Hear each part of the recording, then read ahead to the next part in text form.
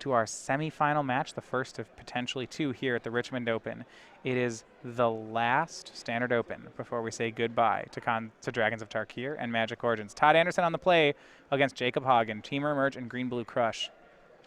Learning there from Hagen, actually from Minneapolis, Minnesota. That's where we both live right now. I was pretty excited to see his game. I do know that Island Games is not a store in Minneapolis, so. There's not a lot of islands in Minnesota. No, most things referred to as islands in Minnesota are just the describer being generous. Yeah, but now, you know, I said I'd pick Todd to win this one. I don't know. Got the hometown thing. Now I'm conflicted.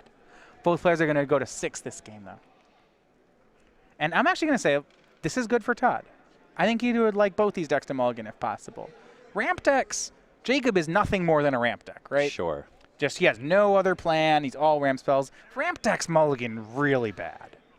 Todd can play on fewer lands. I'm not saying that this deck likes to mulligan, but I think he has more game. If both players start on 5, Todd gets to do things. Both of these decks have 1 and 2 mana stuff that they're trying to do. One thing about game 1 for Jacob is he has these send to sleeps in his deck that they can mess with Todd's Deep Fiend draws if he's trying to run him over, but they're going to the sideboard after this game. Both players on 6, both keeping. We have Scry 1s. Yeah, we used some send to sleeps. Those are pretty medium in Hagen's deck. Elvish Visionary, he's got 4 of those as 2-drops. I know that you'll be a big fan. Obviously, yeah. Todd starts out with a forest. Hagen with the forest. Todd turn 2 looks like he's going to traverse. I am elated that both Elvish Visionary and Pilgrim's Eye are in the top 8 of this tournament. Card advantage at its finest. Todd gets a mountain and passes. And I'm actually a little interested in that. Mountain's not good in this matchup. There's nothing to Kozilek's Return. You can Kozilek's Return. Yeah, there's a couple Nissa Vastwood Seers in Hagen's deck that you can clean up. That's actually true. Fair enough. Elvish Visionary. That one less important to sweep. Well, it's interesting. Hagen wouldn't mind sweeping Todd's 2-drops as he actually emerges out of them, but the Elvish Visionary just doesn't do anything. Todd plays Primal Druid, and now Hagen anticipates. I'm going to forgive your quip at Elvish Visionary's expense. Sure, it just doesn't do anything in his deck. It attacks for 1. No, it doesn't. There's a Primal Druid there. Blocks Elder Deep Fiend. It's probably not going to do that. It probably will do that. No, he's going to tap it, or he's going to blow it up with the Kozilek's Return. No, it's not going to do anything. You can't tap it forever. You we'll can see. kill it. That guy, that's not the Visionary matchup. Jacob takes a card here off Anticipate. We go to his 3rd turn. He's got the man. It's Elvish Visionary. Should I say the elf? It'll draw him a card. What is this Elvish Visionary matchup talk? It's just great everywhere. Okay, plays an island and passes. You're right, it's great. That's exactly what he wanted turn 3. For Todd, he will emerge Wretched Griff using Primal Druid. Pretty great. So this is how he turns his creatures into ramp spells. Sacrifices it. He'll get a land off the Druid and then draw a card off the Griff. Yeah, gaining a mana advantage and also getting some pressure on the table. This is what Todd wants to be doing. I think he firmly wants to be the aggressor in this matchup. Presents over to Hagen. And you see an Emrakul in Todd's hand. Not shabby. His hand is Kozilek's Return, Emrakul. Only 2 cards for Delirium in his graveyard. Hasn't really had any chance to build that. Hagen's side, now that Elvish Visionary is holding down the fort, he's going to fire off of some explosive vegetations. Unfortunately, no good attacks for the Visionary. It's usually pretty good at chipping in. Yeah, that 3/4 is in the way, but he'll find something to do with it. Picks his 2 lands, and now we go to Todd's turn. Vegetation, though, is actually an excellent card in this matchup because it is at its heart a ramp mirror, and a +2. Todd doesn't actually have any of those in the main. Frequently when you cast Explosive Vegetation out of the Crush deck, you just want to double island. It's possible that Hagen's trying to cast 3 green spells in the same turn, but because the deck is so heavy on Nissa's Pilgrimage, you usually just want to leave the forest in the deck. So for his turn, Todd plays Land 6 and Vessel of Nascency, and this should have Hagen concerned. Vessel of Nascency can really give you a discounted Emrakul. Yeah, and you've seen it with these Teamer Emerge decks. 8 lands often is the key. They'll play a Shrine of the Forsaken Gods. They'll have 5 card types in the graveyard, and then boom, it's Emrakul. We see our Vessel. He's got Sorcery, Creature, Enchantment in the yard. He bins Grapple.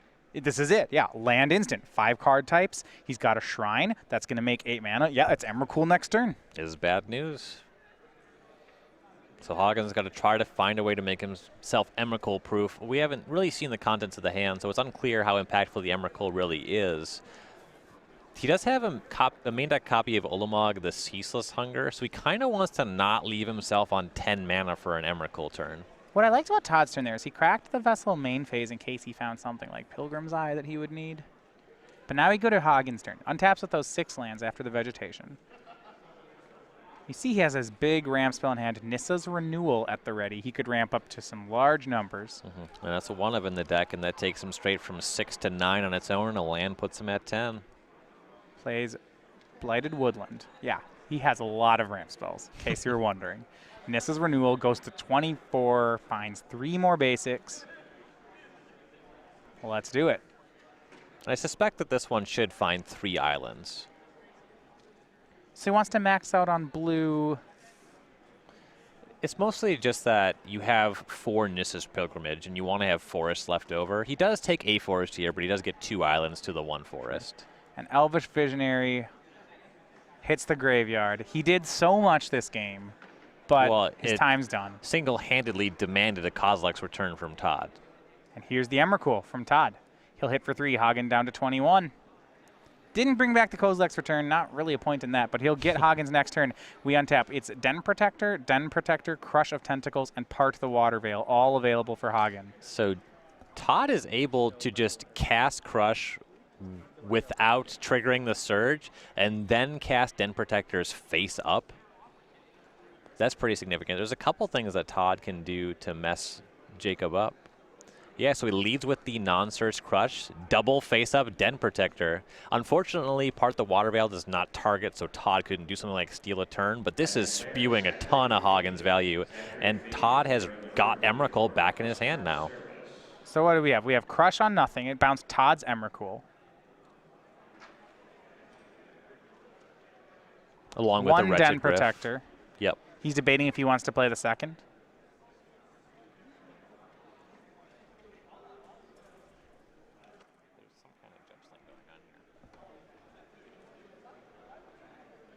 Yeah, it looks like the play. Okay, confirmation's out. There's just a judge question on what happened here. And I believe that's Skyline Cascade, right? I love this Crush deck. It plays so many great cards.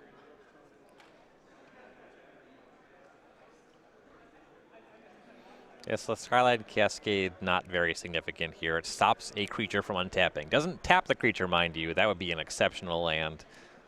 So the issue here, and this is a big one, is whether or not the judge is going to have to rule here on whether or not he played the second Den Protector, because Todd's actually dead if he plays it. It would be, right? Part the Water Veils makes a 6/6, so it would be 10 and then 10. So Todd does not play the second one.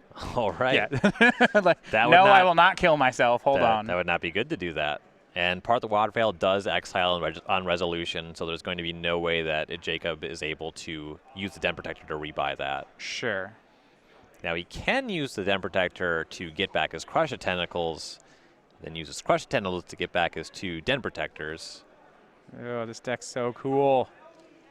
So many nonsense plays that just beat people. Oath of Nissa was the draw from Hagen. Oh, you can do that with Crush of Tentacles? Oh, this is so good. It's another combo. Over on the backup match, Ted Felicetti takes game 1 on the draw over Shaheen Surani. This guy... Looking for an upset against this Esper Master. This guy's great. We're going to see more of him this year.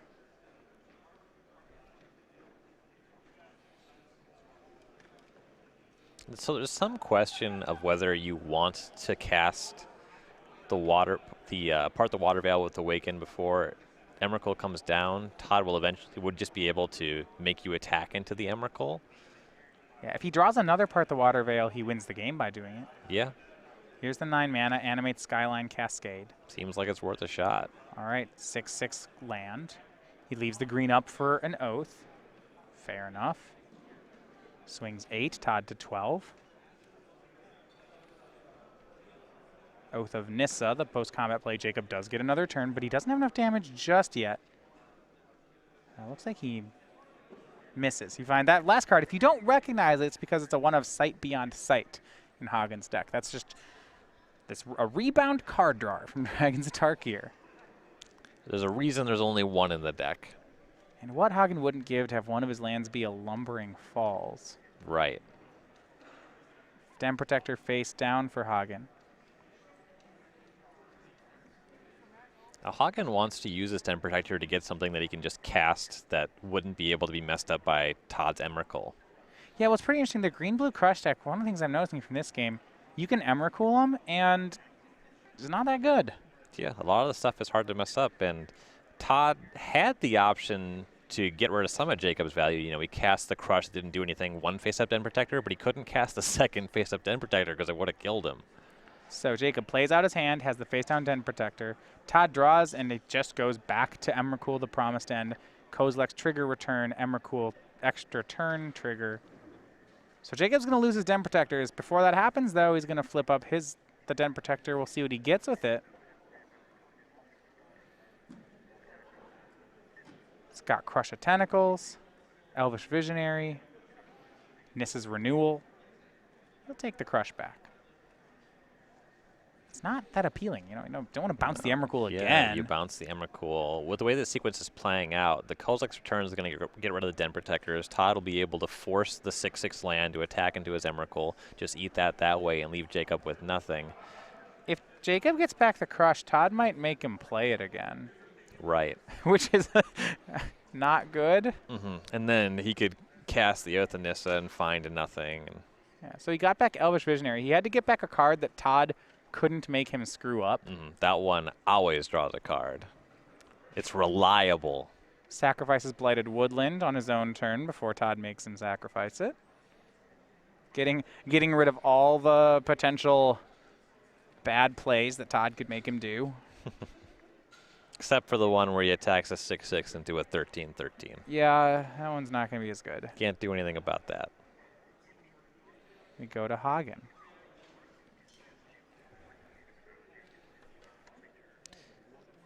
Picks up basic forest, so all we're going to see this turn is that attack.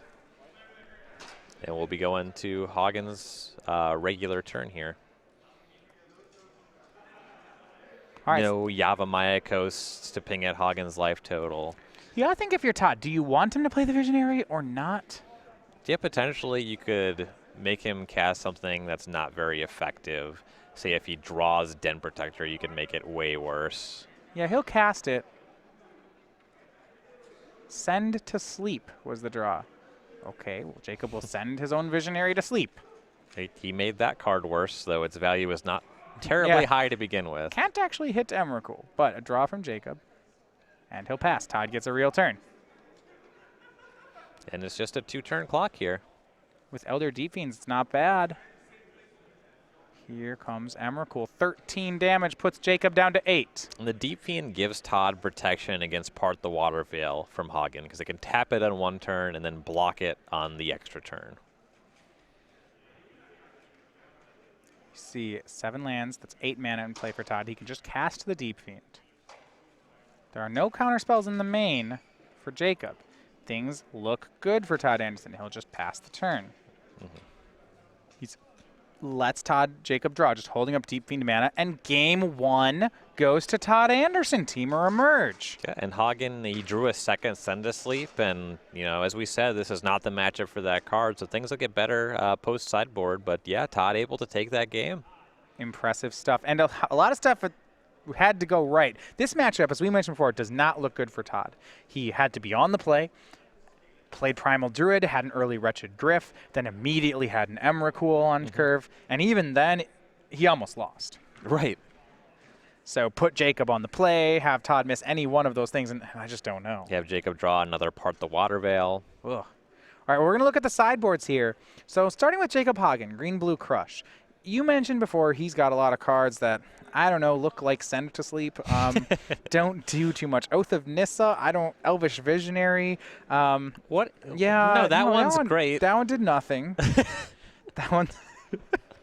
But he's got some good stuff in the sideboard that can replace those and will be good in this matchup. Yeah, 2 Learn from the Past, 2 Clip Wings, 2 Void Shatter, 1 Summary Dismissal, 2 News Constrictor, 4 Jaddy Offshoot, 2 Dispel. Jaddy Offshoot actually worse than Send to Sleep, so that one's not for this matchup. But he does have the Summary Dismissal, which is great, the 2 Void Shatter, which are very good, Learn from the Past that can target Todd's Graveyard, make that Emrakul kind of stuff impossible. Some argument for 1 or 2 Dispels, because it can mess with Todd's grapple plan. That one is less good than the other ones, though. But I can see an argument for 1 Dispel. What about something like Clip Wings?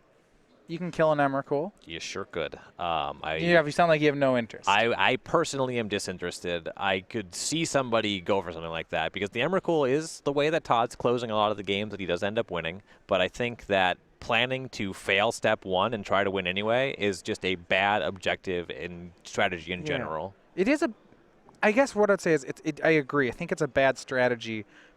But there's a lot of cards in Jacob's deck that are worse strategies. And, Oath of Nissa, Visionary, Send to Sleep, it might make it in just because the bar's pretty low. The thing about his deck is just a lot of cogs, right? So for as much as Elvish Visionary is ineffective as a permanent, just drawing a card, getting through his deck, finding his business, that's so important. That he really wants to have this card. Also, if you have multiple Elvish Visionaries, when you cast your Crush of Tentacles, you're drawing more cards. So that's actually a very functional card just in any iteration of this deck. So maybe that is good then. Send to Sleep, however, is terrible. It has to get out of this deck. Yeah, that seems really bad. Even Oath of Nissa here, I'm pretty medium on. He doesn't. None of the creatures are his good cards. Sure. So we'll see how they board it. Over on Todd's side, it's a pretty peculiar matchup. So not a lot of his cards do anything, but I'll let you run through them. Yeah, we have 1 Ishkana Graph Widow, 2 Jace Fringe Prodigy, 1 Elder Deep Fiend, 1 Ulamog Ceaseless Hunger, 1 Lashweed Lurker, 2 Explosive Vegetation, 2 Clash of Wills, 1 Nissa Vastwood Seer, 1 Den Protector, 2 Gnarlwood Dryad, 1 Coax from the Blind Eternities. Jace can help him filter his draws. It's very specific stuff that Todd's trying to do in this matchup, so I like Jace a good amount. The extra Elder Deep Fiend, as I've been saying, the Deep Fiend games are really more often how he's winning. Ulamog's okay. I think it's a little too expensive here. Lashweed Lurker can reset Jacob's draws. That one's decent, not great. There's no Planeswalkers or what have you. You can use Explosive Vegetation to more proactively try to defend. I like that one. Yeah, I like that one too. And the 2 Clash of Wills can really slow Jake down. It's less good than just having Negate, but I think it's worth experimenting with. I mean, there's a lot of cards that are worse, right? I mean, he's got these returns. Those are probably bad. Wretched Griff is not great. Ishkana's not great.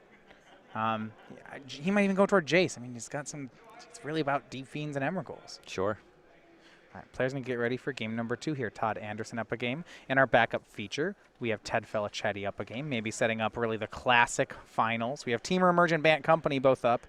Their opponent's not what you'd expect. Green, Blue Crush, and Esper Control. But we get ready for that. This is our last event of the season.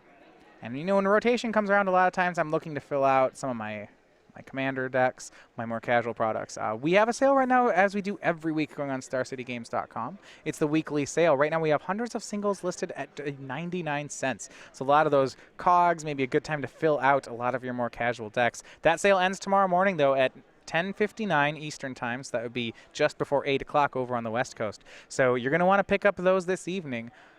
And stay tuned at StarCityGames.com. We switch the sale every week. Jacob will be on the play for this game.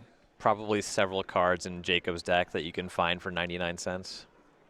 Yeah. I mean, some of them you can get when they aren't on sale for 99 cents. But absolutely agree. Jacob, for the second game in a row, is on a mulligan to 6. Todd has kept his 7, though. I know I said it before. Ramp is a deck that you really don't want a mulligan with. Yeah, you're not wrong. And Jacob has trimmed on Anticipate. He only has 3 of those, so that hurts his mulligan percentages slightly. Okay. The 2 mana spells are really the most important stuff in the deck when you're mulliganing. Just give you those redraws. Make sure you hit your 3rd land, can start casting Nissa's Pilgrimage. Jacob looking at the 6, a bit of a shake of his head. You'd said before the hardest part about the Green-Blue Crush deck is hitting its 3rd land drop. It's where its fail rate is the highest. Yes. Once you get there, your deck is very good at making every land drop beyond that and taking advantage of your mana advantage. Yeah. There is no 2-mana ramp spell in the format. There's a ton at 3 and 4, and Jacob's playing them all. This is a window where the Vancouver Mulligan does benefit decks like this, of course. You get to give that one extra card to try to find that land drop on time. Jacob has kept on 6, Scryed to the bottom. Starts off on Skyline Cascade. I believe the issue is that his hand is a 2-land hand with both lands making only blue mana. It's a real problem for the Nissa's Pilgrimage deck. Yeah, I mean, if he draws, he has one more turn to draw this forest. Todd, green, gather the pack. Jacob can hit the forest, though. He's got a lot of plays. He'd Selfish Visionary, maybe a Nissa's Pilgrimage, but he's going to need it. And Todd flips over 4 cards and finds Elder Deep Fiend right exactly where he needed it. That's the card he wants. Can Jacob escape the failway? Boom, forest. He gets to play Magic. Okay, does he have Pilgrimage too? That would be fantastic. Maybe not the Pilgrimage. Yeah, no, he does. I was saying he has the Nissa as well. So Jacob, just in the nick of time, hits the forest and gets to play. Second forest and another one in his hand. That was the big sweat for the majority of games. I believe he has Explosive Vegetation at the ready as well. He'll be able to start getting his engine humming. For Todd, the question is, does he have his hands that are actually advantages in this matchup? Can he get an aggressive Deep Fiend going? Yeah, I mean, once Jacob's deck's so good at creating card advantage, it's not even going to feel like he ever mulliganed. Todd, third forest plays Pilgrim's Eye. This is a much slower start than he had last time. And 3 forest means there will not be a turn 4 Elder Deep Fiend. Yeah, there's no even Yavimaya Coast. There's the Deep Fiend's in his hand, but he just can't cast it. And Jacob, just land. Here's Explosive Vegetation. Island. Has another forest in his hand from last turn, so he's going to ramp from 3 to 7. And we saw him grab 2 islands that time. That is the typical play pattern for vegetation out of this deck. So the 1, 2, 4, 7 for Jacob, and 8 next turn. He's just getting higher and higher on mana count. See, Nissa's Renewal, I believe, in his hand. Yeah, just going to get all the lands. Summary Dismissal as well. Todd's in some trouble. He's going to cast Traverse. Look at his graveyard. He's got land, enchantment, sorcery. No Delirium just yet. Finds another blue source. Hits too many lands off of that Gather to be delirious just yet. Finds an island, plays it, swings for 1. Yeah, Todd's deck's not doing what he wants it to do right now. He'll pass. He already had 1 island, though, right? He got it off the Pilgrim's Eye. He has both shown Hagen the second island and the Deep Fiend, so Hagen knows that if he thinks he can lose to that, he can leave up this Summary Dismissal mana this turn. Right. I kind of like another play where Hagen, if he just ramps hard enough, say he plays a land and then casts Nissa's Pilgrimage. Todd might not even be able to Clash of Wills it. And then at that point, like, what good's a Clash of Wills when Jacob has 1,000 lands? And then it's just the Deep Fiend being a 5/6 that matters at that point. The tapping 4 lands won't matter. Nissa's Pilgrimage. Or Nissa's Renewal. Does it work? Does Todd counter? No. Here comes 3 more lands. Jacob to 26. Todd's counter spells. I'd be very surprised if Clash of Wills matters. Elder Deep Fiend doesn't even matter. It doesn't tap out Jacob. He's got, what, 10 lands? Right, and Hagen just played face up into Clash of Wills. Clash for 2 would have got him there. So Todd kind of forced him to respect that, and Jacob says, nah, you don't have it. See, this ramp deck gets progressively more. His land count on turns has gone 1, 2, 4, 7, 11. It's actually a progression here. It should be 16 next turn. So he's going plus 1, 2, 3, 4, 5. I'm going It's great. to guess that next turn, Jacob will not be ending the turn with 16 mana. Yeah, I mean, the progression's like, you can't keep it going. Then we'd be at 22, and that's just ridiculous. But it's some pretty impressive stuff from the ramp deck. This is just so many lands. Yeah. Todd untapping here. Pilgrim's Eye looking unimpressive. He only finds 1 land and only puts it in his hand. Well, let me show you what these other cards do. It looks like they're playing different formats here. One of them is playing Cube, and the other one is playing Pauper Cube. Remember how 2 turns ago, or 3 turns ago, we were saying with Jacob, if he doesn't draw Forest here, he's done. And yeah. Then, right? And then he did draw Forest, and does it look good? Todd's got a chance, so he's going to go ahead and use Delirium to cast Traverse the Uffenwald. He now has 5 types in his yard. Going to get a second Elder Deep Fiend. So I like this. It looks like he's going to try to tempo Jacob out. Mm-hmm. But as you know, sometimes he actually never gets another turn from this board. Yeah. This is when the water veils start going. Todd's going to go ahead and upkeep, emerge Elder Deep Fiend, tapping, oh no, 4 lands. it's just gross. Takes him off of enough mana to awaken apart the water veil. Okay. Jacob's at 25. Not to cast apart the water veil with a little mana left over, mind you, but to awaken it anyway. I love this green-blue deck. This is great. It does tap him off of all of his green mana. Jacob has the option to just activate the Blighted Woodland in response. Yeah, so it looks like Todd's going for all the forests. Yeah, and then that way he'll be able to have green sources on his main phase through a second copy of Deep Fiend. So yeah. I would like to see a Woodland activation here, I think. Well, it will put him into play tapped, so he will activate. Yeah, not this turn, but for the second Deep Fiend. Yeah, once he has 6 forests, which he does. And Hagen has a Void Shatter in hand, but he doesn't need to fight over a 5/6. This is now up to 12 lands is Jacob Hagen. And he has that Elvish Visionary to chump block. It's just an all-star. It's just this deck is so well meted, right? Yes. It's just the Team Merge deck is so powerful and so complicated and winning stuff. If you watch this matchup and you say, man, this green-blue crush deck's great. It's just... Yeah, in order for a deck like this to really be a consistently dominant deck in your format, R&D kind of has to stop printing creatures that cost 1 or 2 mana. Like, it's not hard to conceive of a deck that's going to destroy this deck. But the slower your opponent's deck is, the better. So Jacob's nut draw is turn 2 Visionary, turn 3 Nissa's Pilgrimage. And that's not even an exaggeration. It's the best draw he has in the deck. Okay. Oh, and Summary Dismissal on Todd's Emrakul. That's huge. So, no Emrakul, no extra turn. Big play by Hagen. We do have a result from our backup table. Shaheen, the Esper Master, does finally get taken down by Bant Company. On its farewell tour, Bant might go out with a bang. It is Ted Felicetti on to the finals in straight games, 2-0. Looking to take one more trophy on its way out the door, I see. And Hagen's hand, he does just still have a couple ramp spells, so he has to get some business going. Yeah, he has to have something. I believe he has ramp spell into Crush of Tentacles, and then Void Shatter, and I think he can cast all these things on the same turn. I mean, yeah, he's almost out of his lands. He's got another Explosive Vegetation, a nice, different art one. I like that. He started the turn with 12 basics. He has 16 total, so we're not out yet, but we're close. And once the deck's out of basics, it becomes pretty easy to draw gas. Not going to draw anything else. He gets his last 2 islands, 7 of them now in play.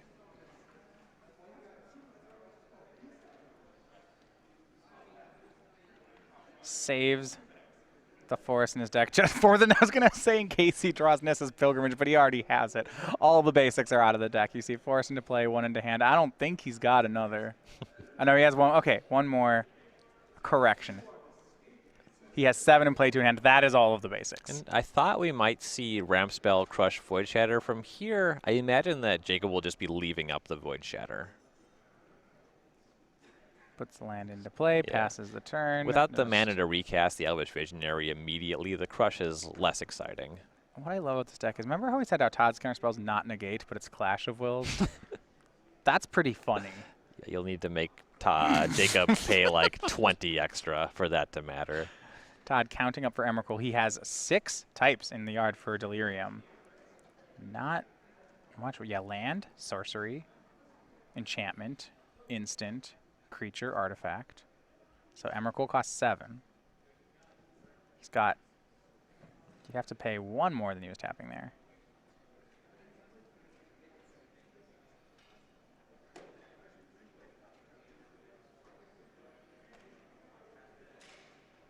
Judge call on that. Todd miscounting his card types, I believe. So I'll pause here as the players figure out just a procedural line here. And it's just going to be hard. You look at Todd's deck. I think he has his Ulamog and his Emrakul in hand. His largest, best threats are all there. But I can't help but thinking that I'm not sure if they matter. Well, Ulamog is very insignificant on this table. Hagen's not presenting any permanence that Todd needs to deal with, and any permanence that he does exile, Jacob's not going to miss. Yeah, it'll be a 3-for-1, and that's fine by Jacob because 2 of those cards are lands, and that's not really a card anymore. Right. There's some level of uncertainty as to how good Emrakul is. In the dark, I'm saying better than Ulamog. Yeah. Unclear if good enough. Well, what Todd can hope for here is Jacob Hagen has 1 card remaining in his hand, I believe. So he actually has, and it's Void Shatter. He hasn't drawn a way to win yet. And he doesn't have that much card draw. He's got a ton of ramp, but you look at the actual cards that matter, they're very thin in this deck. He's got 1 Ulamog, 4 Den Protectors. Okay, those are great. But a Sight Beyond Sight, 3 Part the Water Veils, 4 Crushes. That's it. Todd goes for Emrakul. Jacob will Void Shatter it. But the trigger still happens, so Todd will get Jacob's turn. He swings with the Deep Fiend. Jacob no blocks. He'll go to 20. We untap, and Jacob's got Part the Water Veil and the Forest. Draws Elvish Visionary. Todd can't make him mess this up. He can prevent the Awakening, which is significant. Draws a card with Visionary, draws Yavimaya Coast. Now, what Todd wanted to draw off that Visionary was a counter spell, so we can just counter the Part the Water Veil. Yeah. Though he is not leaving Jacob with much. 2 turns, sure. He has to find something on those turns, though. It was always one of the things, and he plays the Coast and takes the damage, that you always worry about with Emrakul. If you actually get nothing and don't do anything relevant with the turn, you actually did, it was like an Elvish Visionary for your opponent. No, that's a real thing. It's card disadvantage. You got to make them give you at least 1 card worth of value. And Jacob picked up a Den Protector. Yeah, so Jacob, this is the second. He actually gets 3 turns in a row this game. The first one was an Emrakul turn. Now it's his own turn, and Todd made him cast Part the Water Veil. So the next turn's also Jacob's. Yeah, and since the Emrakul turn was not really detrimental, it was kind of what Jacob would have done with that turn. Difference is he didn't awaken a land. Jacob plays land, says go. Todd just points back at him and says, no, you. Does Jacob get back a spell? Does he have anything good enough worth getting back? No, he's holding it, and I like that. Presumably because there's a Void Shatter in his yard. And a Summary Dismissal. This deck's cool. So not only that, if he draws something like Crush of Tentacles, it's actually just insane right now. Then he can really start going off with the Den Protector. Not to mention the 2 Elvish Visionaries. I know. When I said it, I was like, you're going to go there, and I'm going to look dumb because I said they're bad, and then he's going to win because of them, and it's going to be horrible. You knew what you were getting into when you started talking about Elvish Visionary. Ooh. Jacob plays Nissa. He fetched all his forests. Yeah, and because his land, when Todd took his turn, was Yavimaya Coast, Todd actually played it, and that stopped him from flipping the Nissa too. And that's the 1 Yavimaya Coast in the deck. That really hurts Jacob. Yeah. He would have much appreciated a Planeswalker there. Only 2 Nissas in his deck, but no cards in hand. He's got the Den Protector that both players know about, and there's a Void Shatter in the yard, so Jacob's okay here. Right. 1 Crush should just be great. But he needs it pretty soon. Todd's got a lot more Eldrazi coming. Yeah. A swing for 5 puts Jacob to 14. Yeah. It's on a 3-turn clock, sort of. He has some chump blockers live. I like how he's been racing Todd back, 14 each actually. Todd will play Nissa's Pilgrimage. That one's not worth getting a counter spell back. No way. It's funny, a lot of times you do stuff like end step and a Den Protector, but when you're a deck with a comical amount of mana, you start playing things far more straightforward. You don't do the Den Protector until you're about to play the spell because what's 2 more mana? Yeah. Of the resources that Hagen is maybe shy on, mana is not one of them. Todd's hand, Wretched Gryff, Emrakul, or not Emrakul, Ulamog, the other Titan. Passes. He has Elder Deep Fiend 2. Draw from Jacob. It's probably going to be good. There's only 5 lands left in his deck. I can tell you right now, he didn't top deck a forest. Swings the team. Todd going to try to make a play. It's going to be Elder Deep Fiend. He's going to emerge it from Elder Deep Fiend. And this will force action on that Den Protector.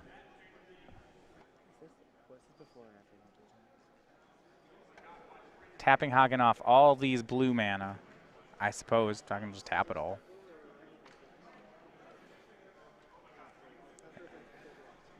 This is after the attacker has been declared, but before blockers. Good chance that this one's going to be met by Den Protector, Void Shatter. Well, Den Protector is going to flip, and it gets back Void Shatter. But the question is if Jacob casts it. He does.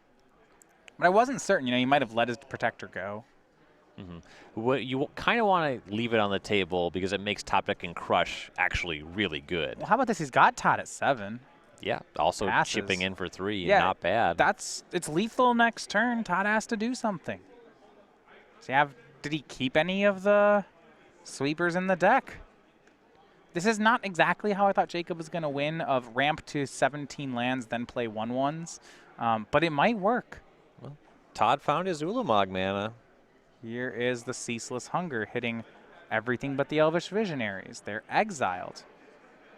Here's Jace for Todd tapping out. He'll say go. A lot of things could go wrong for Todd, but Jacob's going to have to draw one. Jacob can't have that many cards total left in his deck. Yeah, the last draw was his second copy of Nissa. That's why we didn't see him play it. It was a pretty subpar draw for him. That's horrendous. Now, though, he does have Crush of Tentacles. It's a little late because he'd be bouncing his opponent's Ulamog, but the thing is we might even see him do it anyway.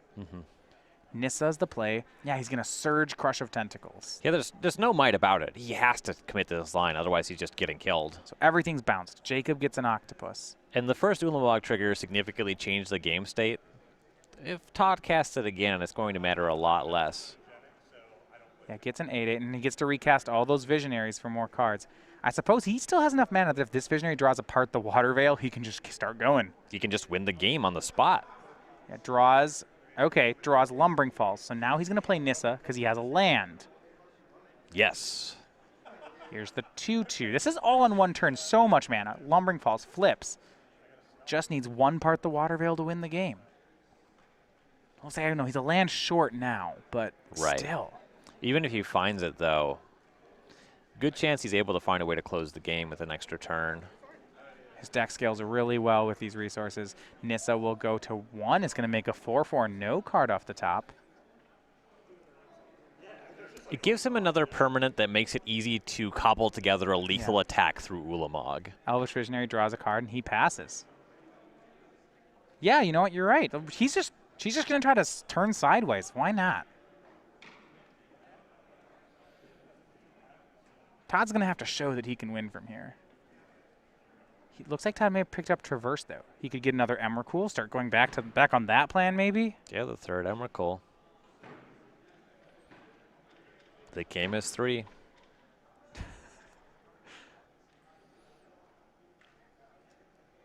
Forest. All right, here's Ulamog. Exiling Octopus and Nissa. And Jace and Vessel. So Jacob has an Ashaya, a Lumbering Falls, and 2 Visionaries.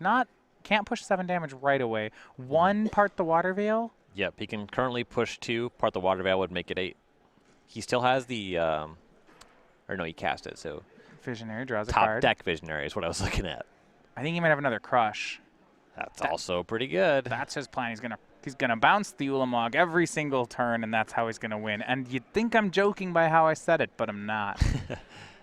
And he can bounce the Ulamog, have some redraws off a Visionary. Could still even just chip in for 3 with the Lumbering Falls now. Yeah, bounces everything, gets rid of his own 4/4. Vessel, I believe, is gone too, or is just return all creatures? Non-land permanents. Okay, so Vessel's back to Todd's hand. He gets another Octopus. So much mana left. Yeah, you're not wrong. Okay. Elvish Visionary. If he just finds part the Water Veil in one of these, I think he wins. And if he even doesn't even have to, if he draws terribly and just has to find a way to reset the board again, he gets a chip shot in with the Lumbering Falls. It puts Todd at 4. If he gets able to do that again, that can put him at 1 and make it so the Elvish Visionaries are lethal. There's a lot of ways for him to actually close the game from here. He's got 4 Elvish Visionaries. Got all of them in his hand. He's going to keep trying them. Remember, if he hits part the Water Veil, he wins. He hasn't yet. Nissa's Pilgrimage, that's kind of a dud. That's less good. And with this little mana, I like just connecting with the Lumbering Falls from here. He's going to go for, he thinks he's going to go for the 4th Visionary. Well, that's all of them. Finds Den Protector. And not morphing that I like, because he knows that Ulamog is likely to be coming. Still trying to part the Water Veil just once. Oath of Nissa in hand. Den Protector. Nissa's Pilgrimage. That one's pretty bad. He'll pass. Todd gets another turn. He spent his last 2 turns casting Ulamog, but it's not making him win. Counting cards in Jacob's deck. That's where we are. Sure, why not? Jacob's drawn a lot of them, but there's still a fair amount left. 19. So 1 Ulamog attack wins the game now for Todd. Mm-hmm. You just play as Hall of the Bandit Lord, and he'd be set. There's a standard legal land that does that. Yeah, he's playing his Hanvir Battlements. Cracks a vessel, finds some lands, but gets a forest.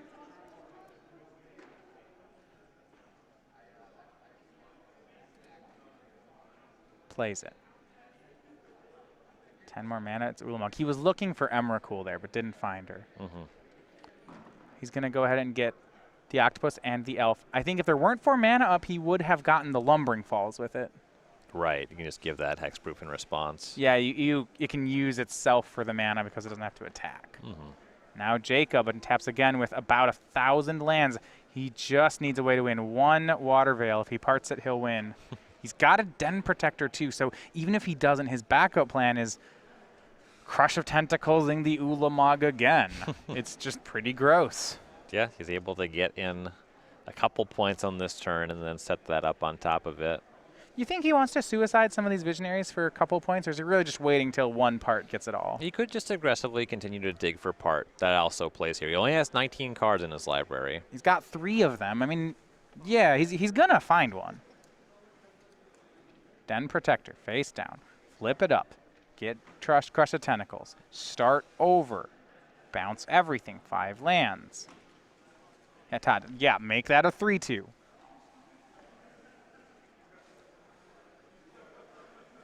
Ulamog for the 3rd time is bounced. Jacob picks up all these cards. Gets the Octopus. Most decks can't really withstand 2 casts on Ulamog. This is pretty crazy stuff. 9 lands in play for Jacob, so he has 1 chance here at Part the Water Veil off an Elvish Visionary. It's free, and if he finds it, he wins. He'll draw. Is it Part? Did he do it? No, but it's Void Shatter, so that's pretty good anyway. Maybe that'll be good enough. He can finally make it so Ulamog won't be on the table. So no win this turn for him, but he'll see what he wants to do. How about Visionary again? 1 card too late. Finds the Part the Water Veil. All right. Well, you should be able to wrap things up next turn. Plays the Skyline Cascade, passes the turn. He's got a Void Shatter, and he's got the win next turn. This should be good enough. And what I'm learning from this game, so this is, you don't always see Green-Blue Crush. One of the thoughts I was wondering is if Todd gets to his late game, can he win? And I'm going to go ahead and put the answer as a resounding no. It's looking a lot like no, especially post-sideboard when Jacob, we saw the summary dismissal on the early Emrakul. That was huge. Like, Todd's draws have been good. Jacob's have been horrible, but I think Jacob's still going to get it. Gather the pack from Todd. Shows creatures, a Jace. Here's Emrakul. Todd will get to take it. Can have the Jace too if he'd like. Void Shatter at the ready in Jacob's hand. Todd has a full 6 cards still for Delirium. That's as big as he can go. He doesn't have the Kiora in his deck to make it to 7. Mm-hmm. Won't be able to do too much beyond casting the Emrakul anyway. No, it'll cost 7 mana for Emrakul. And here she is. She will be Void Shattered. Now, if Todd had a Clash of Wills there, he actually would have gotten it off. Yeah, that's something I was thinking about. But he doesn't. He will play Jace, though. Remember, he still has Jacob's next turn. I don't know what he does with it, but he'll get it. He does not cast Part the Water Veil. Either of those. But what does he do with them? I mean, there's 2 Part the Water Veils in Jacob's hand. Yeah. How does he...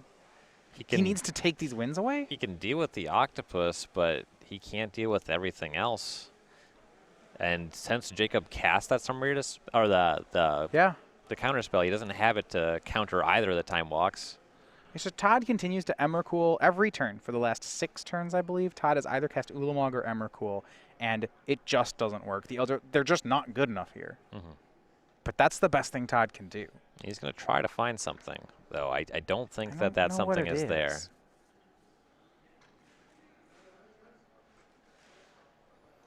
Counter spells, cast part the water veils, counter them. Yeah, this just isn't. This is a pretty neat game. Yeah, and he can't really Den Protector for Crush and try to do that because Todd's not picking up Emrakul again. It was countered. It's gone. It was Void Shattered. Todd will have him cast and anticipate. Crush, Oath, land. None of those are going to mess up these part the water veils. I guess one thought is Todd was trying to think, could he make Jacob mill himself? Jacob's really low on cards in deck. Nothing like that. And even these cards that normally get stuff out of his deck, that Nissa's Pilgrimage doesn't have anything you can find. Yeah. Oh, puts them on the bottom, orders the Crush first, takes Oath of Nissa.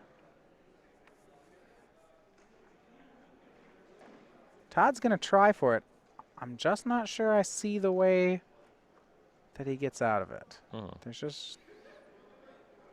There's no Stitchwing Scob. We saw, well, yeah, against the Sultai Emerge deck, we saw an Emrakul force that blue deck to discard all their cards in response to each other.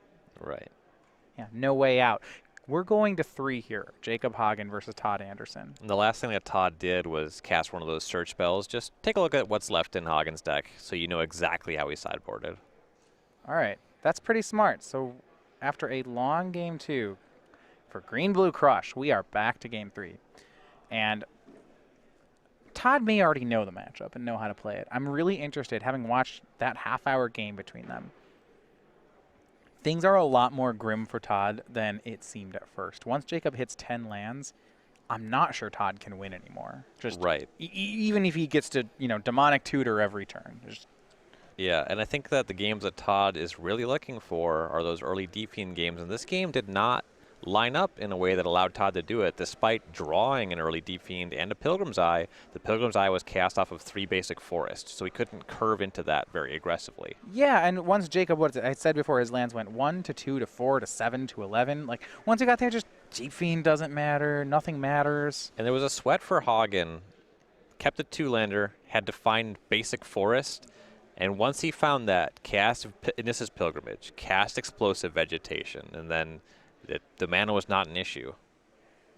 So what do you think? Does Todd's strategy then change? Maybe he has to try to ultimate a Jace. I mean, that's hard. He could go a little bit lower, bring in Gnarlwood Dryad.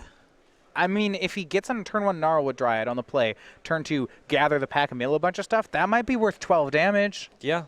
It's not the most consistent plan with only 2 copies. Yeah, no, it's kind of horrible, actually. Yeah, but the longer the game goes, the more miserable that seems, but maybe it's what he's got. Yeah, Coax, I mean, if Jacob Void Shatters, he can get stuff back.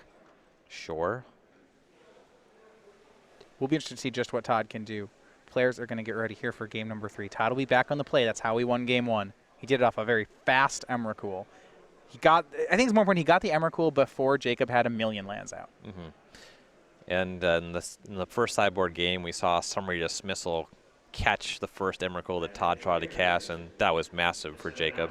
So this is our last Open Series here in Standard, but it's not the last chance that you're going to get to play Standard, like maybe a deck like Green-Blue Crush. It's game night somewhere, and all over the country we have those being hosted by your local store, run in conjunction with StarCityGames.com. So free tokens and pins given away as prizes just for playing in the event you'd already be playing in anyway. September we'll be giving away the Bone Chewer Giant. That is the 5/5 giant warrior that's a giant pup. He'll be given away next month. We'll be giving away the Hedgehog, which goes nice in the Tribal Atogs deck, or I guess your Tribal Hedgehog deck, depending on which one you play. Get signed up now, there was a store, and we can get you signed up in time for the November promo, which is going to be the Mole Warden, everyone's favorite life gain creature, everyone's favorite enchantment 2/1, or just cleric, or, ground mammal, same time. I personally like the gopher more than the mole, but, to each their own. Moles are not a very widely celebrated animal. Yeah, fair enough. Find out a location near you or to get signed up at StarCityGames.com/game night. And I'd say we're giving them their moment in the sun, but moles are really not really about that. Their moment in the sun, would you even say? I should have. Now I feel terrible about the thing I did say. For the third game in a row, Jacob mulligans to 6. You know, it kind of makes sense. This is, I think, one of the dangers of the deck is that, you said before, it's third land or bust. So you're a ramp deck that mulligans a lot. Blah. But it's very powerful. That's what you get in return. So start for Todd, just 2 lands, Forest and Shrine. Jacob starts on a Lumbering Falls and Visionary. All right. His hand is flush with these excellent cards. Well, he's picked up a Explosive Vegetation that turn, and I believe has Nissa's Pilgrimage, so pretty perfect. Yeah, that's great. Todd casts Grapple, gets back a land. Most importantly, the land makes blue mana. He's going to counter those ramp spells. Or not. Pilgrim's Eye's the play. Yeah, not a ton in the way of counter spells for Todd's deck. Yeah, I think he has one of his 2 copies of Clash of Wills in hand. The question for Todd, and I know there's different theories on this, do you counter the first ramp spell or do you counter the Haymaker? It's really tough to counter the Haymaker. You're going to have some windows as the game progresses, but the first Nissa's Pilgrimage is often the most important thing that Jacob does. Well, especially with soft counters like Clash, if you don't counter the first one, you lose your opportunity. It's kind of a 2-level problem. The first is that Clash of Wills is a conditional counter. He has to dump a lot of mana into it. Jacob generates a lot of mana. The other is that he's very limited on counters, so he wants to counter something that matters. So, Todd swings for 1 with the Pilgrim's Eye, plays an island, 4 mana. It's going to be Lashweed Lurker, putting Visionary on top of Jacob's deck. That is a hugely aggressive line. Yeah, it's not often that you put a redraw on top of your opponent's deck. She says, no, I just want a 5/4, whatever. I'm going to try to beat you up. That late game was horrible. Gotta attack you with something. Jacob's going to just keep ramping. Here's Explosive Vegetation. He goes from 4 to 6. If he has his land drop, it'll be all the way up to 7. See, the other thing about this is the Elvish Visionary is going to gain Jacob 5 life against this plan, which is already very ambitious. Gross. This is I like the improvisation from Todd. It's very aggressive. As we go back to some attacks, it's going to be Lashweed Lurker for 5, Jacob to 14. Todd has 4 card types in graveyard and Emrakul in hand, so he actually is building up toward the promised end. Okay. But you mentioned those Elvish Visionaries that I clearly maligned, and I apologize. They look great right now. It's about time. At least you can admit when you're wrong. Yeah, they're each 5 life draw card. This is great. Here's one. Jacob might even play 2.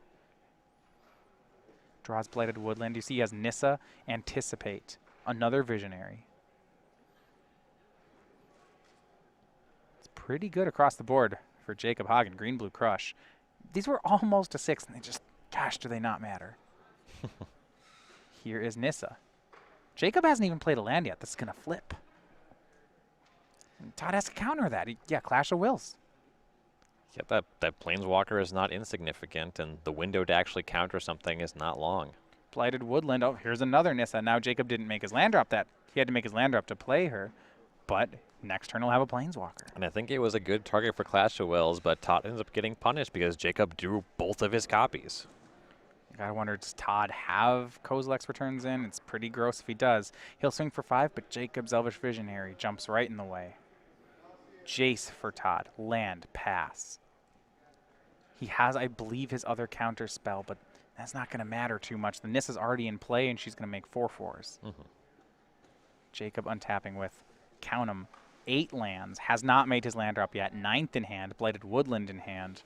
This is going like game 2, or once Jacob starts getting into double-digit lands, Todd's cards stop mattering. And it's only a small set of things that Jacob even has to play into Clash of Wills with. Yeah, Todd only has so many lands. Nissa's going to attack. Free roll here, Todd down to 18. Love a good free roll.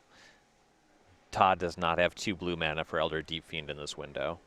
Now, he spent one of his islands on Jace. So here's a forest. Now Nissa flips into the Sage Animist. A lot of good options. He can draw a card or he can make a blocker.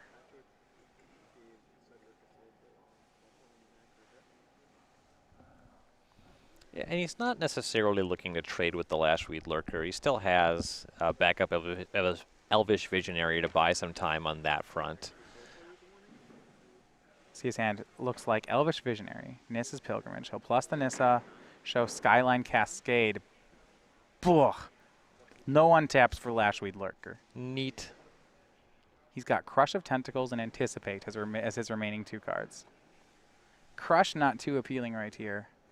But that's only because Jacob's already far ahead. Yeah, in particular when you have the lurker tapped down, you can reset the Jace a little bit. So one thing we do have to note, though, Todd has got 4 card types in his graveyard, 6 lands in play. If he plays another land, he'll go up to 8 mana. If he discards another creature type, now he's online for Emrakul, and she is in his hand. Now, we've seen before, in the last game, Todd cast Emrakuls and Ulamogs every turn and still lost. But that's his deck's best trick, and he is on pace to do it. Yeah, and the first Emrakul got countered in game 2. If this one resolves, this looks to be significant. Nissa's Pilgrimage from Hagen. 3 more lands. Deck's great. And Todd's deck's very good. I mean, Team Emerge is a powerhouse of a deck. Todd's playing it great, but these cards just are not lining up right for him. Yeah. If he wants to win this match, he'd have to have some negates on the board, and even then, Jacob restacking the land, saying go. Remember, Lurker's not untapping because of that Cascade. So a draw for Todd Anderson. He has that second Clash of Wills in his hand, but that has become a dead Magic card. It's going to be tough to derive any value out of that one. Still maybe able to get an Awoken Part the Water Veil. Maybe. So Pilgrim's Eye is artifact and creature. Grapple's instant. Pilgrimage is... He's got a sorcery in there, I believe, is the last card. So 4 types. If he can loot, discard a land, and play a land for the turn, he'd need 2 lands to do it, then he's got Emrakul. I mean, he's playing it into a bunch of open mana, 2 of it's blue. I mean... Well, he can't just sit on his hands. He does not have the long game. Yeah, we learned that last game, that Todd loses when that happens. He's just going to play the Forest, which makes him short for Emrakul. Now Jace will loot. Wretched Griff the draw, so he cannot cast the Promised End this turn. Didn't hit the right card type. Discards Clash of Wills, though, to flip the Jace. And here's... Yeah. So now he'll look at other lines that he could have. So sideboards are face up. Todd just has the 2 Clash of Wills, and now Jacob knows that they're both spent. So now, even if he were playing into the requisite mana, he knows he can just Awaken apart the Water Veil.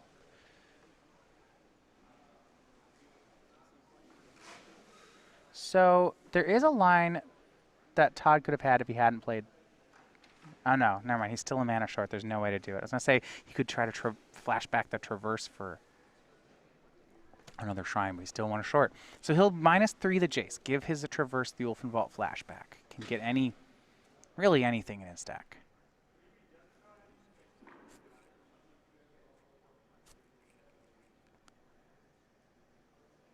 You see him eyeing Shrine, but yeah, he's already played a Forest this turn.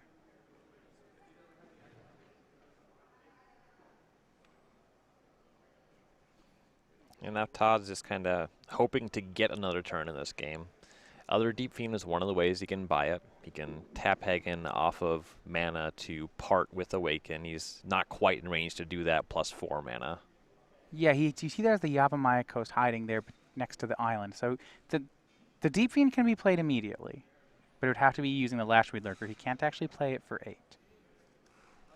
Hagen gonna just keep rolling on. Here comes Blighted Woodland getting 2 lands.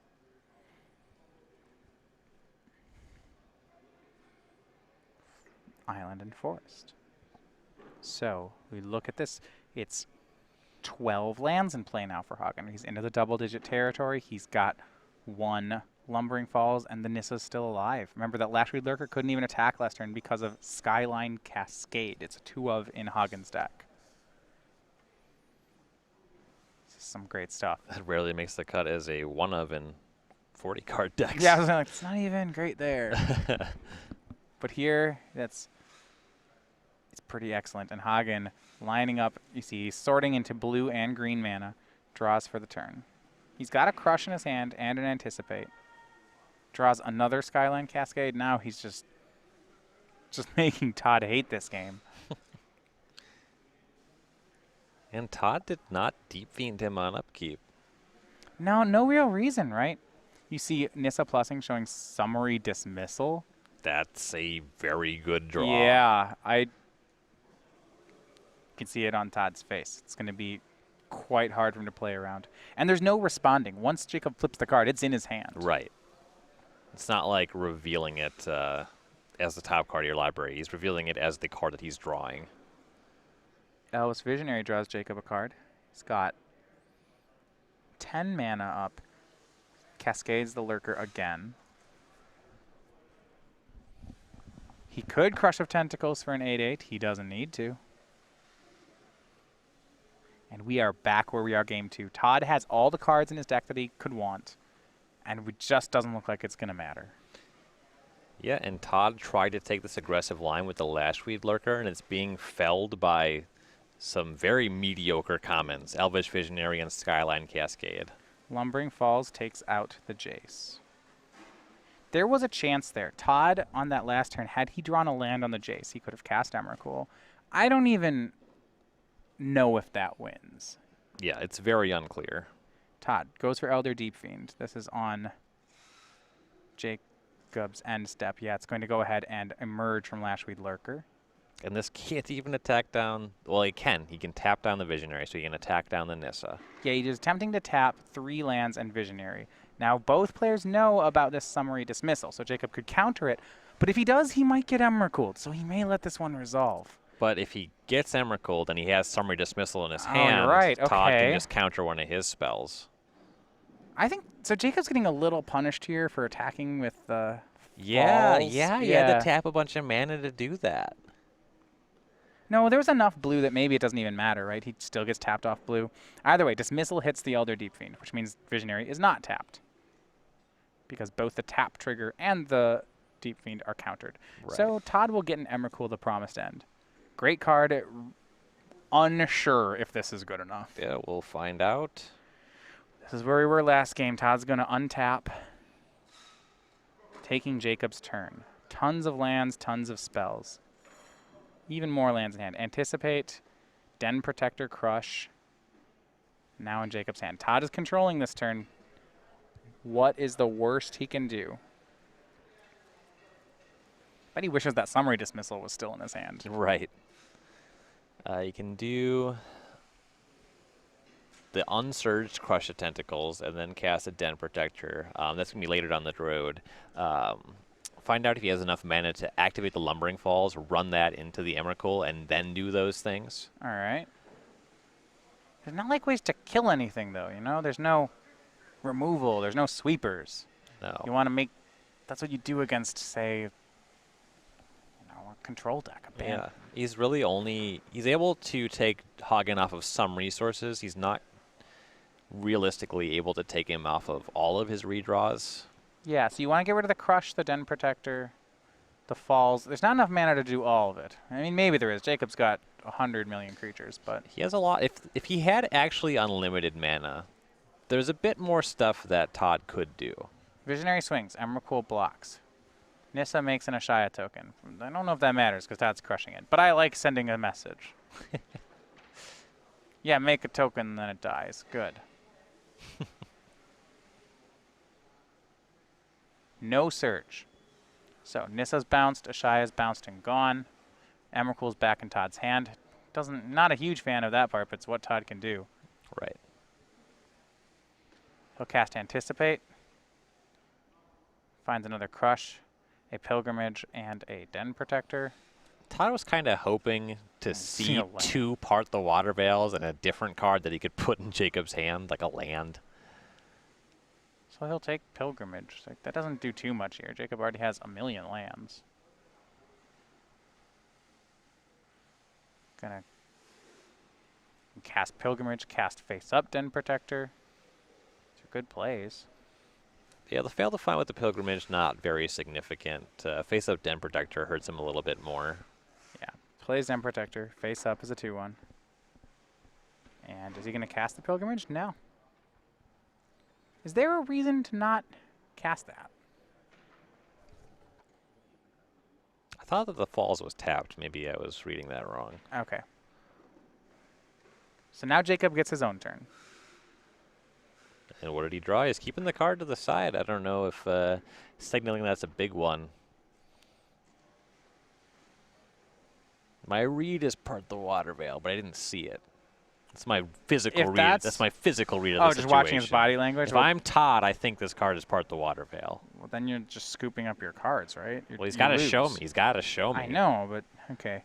In your mind, you're thinking, what am I going to eat for dinner? Because I didn't win. I'm kind of sad. Looks like I'm right.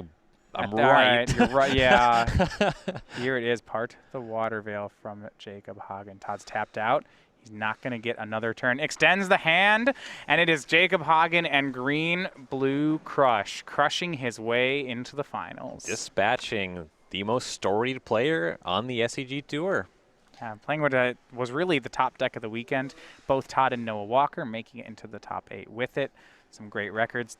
It also finished 9th and 10th in the tournament. It was pretty great. And we've been talking all weekend